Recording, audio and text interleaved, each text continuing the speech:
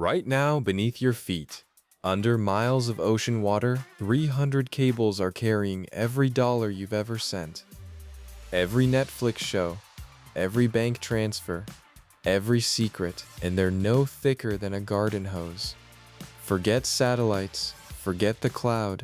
That's marketing fiction. 99% of all international data travels through physical cables lying on the ocean floor.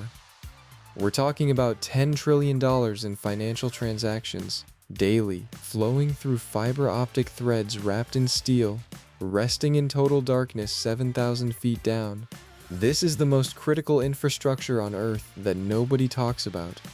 And right now, a few tech giants are buying it all. Let me show you something terrifying. In 2008, off the coast of Egypt, a ship dropped its anchor. That single anchor severed multiple undersea cables. 70 million people across India and the Middle East lost internet access. Instantly, stock markets froze, banks went offline, hospitals couldn't access patient records. One anchor, one accident. Now imagine someone doing it on purpose.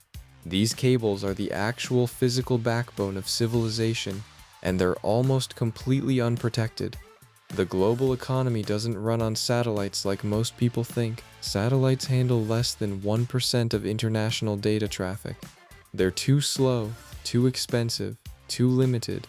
The real internet is 350 undersea cables stretching over 800,000 miles.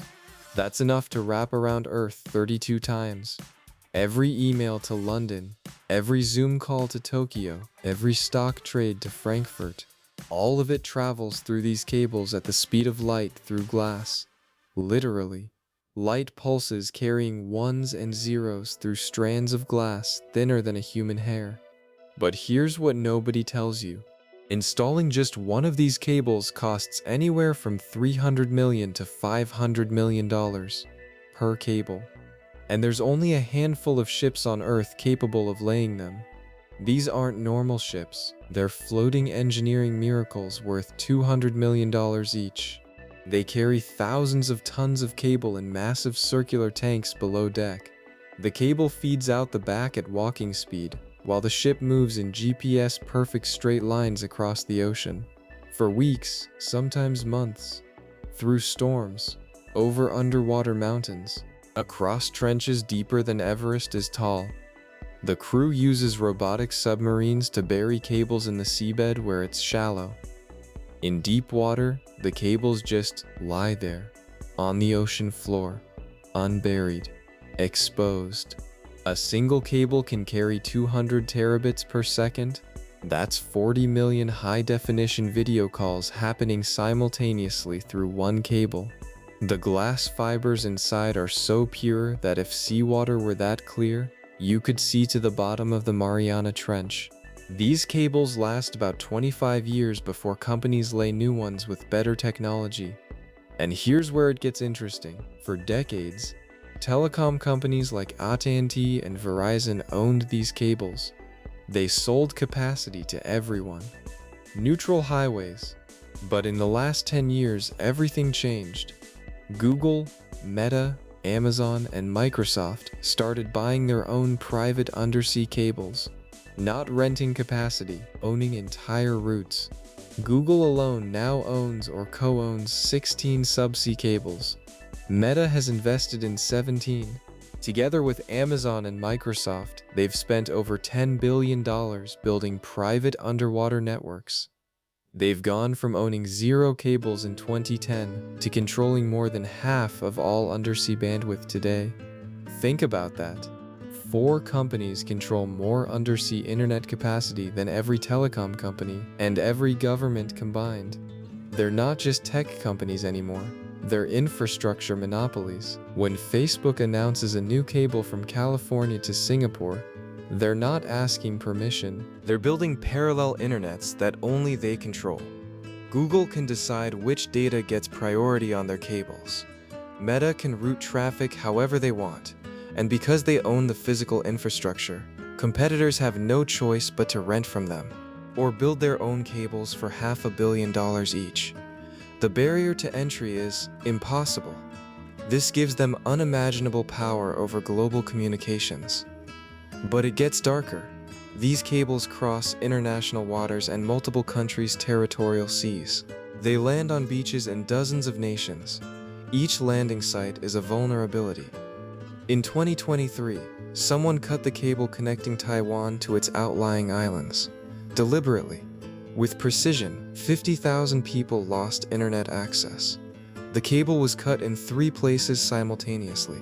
Investigators believe it was a test, a rehearsal. Taiwan depends on 14 undersea cables for all international communication. China knows exactly where every single one is. In a conflict, severing those cables would digitally isolate Taiwan in minutes. No international banking, no communication with allies, no coordination. And this isn't hypothetical. In 2022, cables connecting Norway to Svalbard were mysteriously damaged.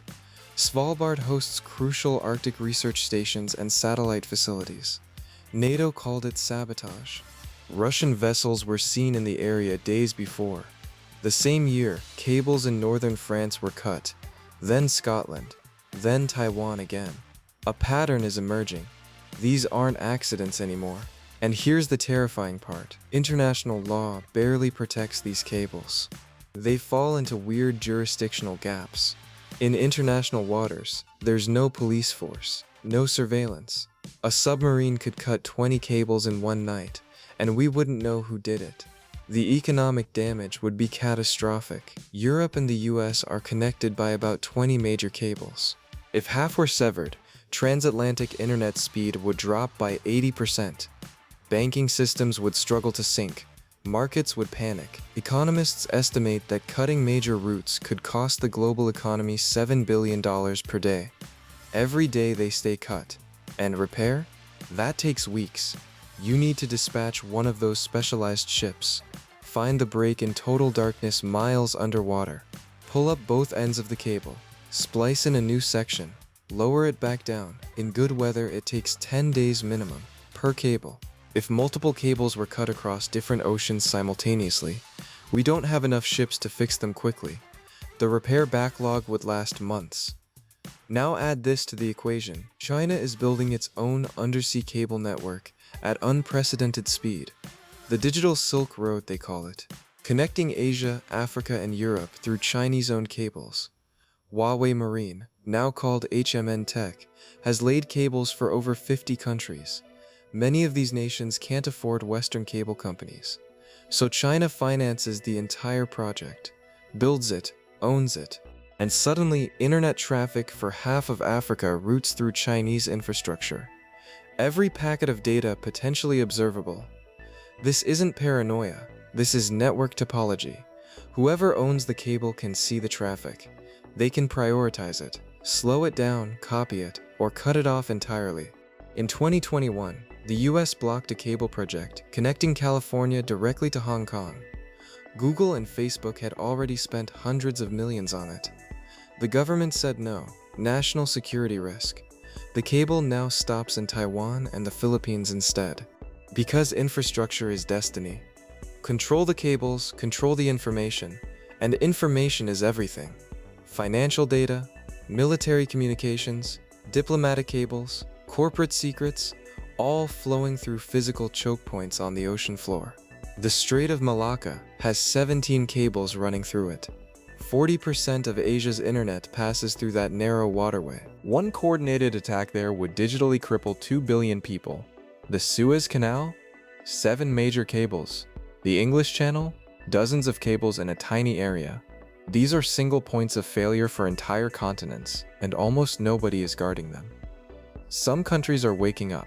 The UK just declared undersea cables part of critical national infrastructure. They're deploying naval patrols and underwater sensors near landing sites. Australia is doing the same in the Pacific, but the ocean is vast. Cables run for thousands of miles in the open. You can't patrol it all. Meanwhile, tech companies keep building. Meta just announced 2 new cables circling the entire planet, 45,000 kilometers each, billions of dollars in investment. They'll own exclusive global routes that governments can't access. Private companies will control more communications infrastructure than most nations. That's never happened before in human history. Roads, ports, railways, those were always government controlled. But the digital highways? Private monopolies. And we're just letting it happen because it's underwater, out of sight. But make no mistake, these cables are more important than oil pipelines, more strategic than shipping lanes.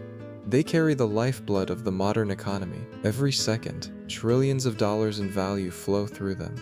Your retirement fund, your medical records, your messages, resting on the ocean floor in cables you'll never see, protected by nothing but international norms that are already being violated.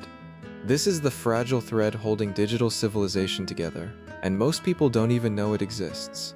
Next time you send a text across the ocean, remember, it's not flying through space. It's traveling through a thin cable in total darkness, surrounded by miles of crushing water. One ship, one anchor, one bad actor, that's all it would take. The entire global economy, hanging by a fiber optic thread. And the companies who own those threads, they're not telecom providers anymore. They're the new empires. Silent, submerged, absolutely essential. This is the invisible infrastructure controlling trillions, and nobody's talking about it. Until now.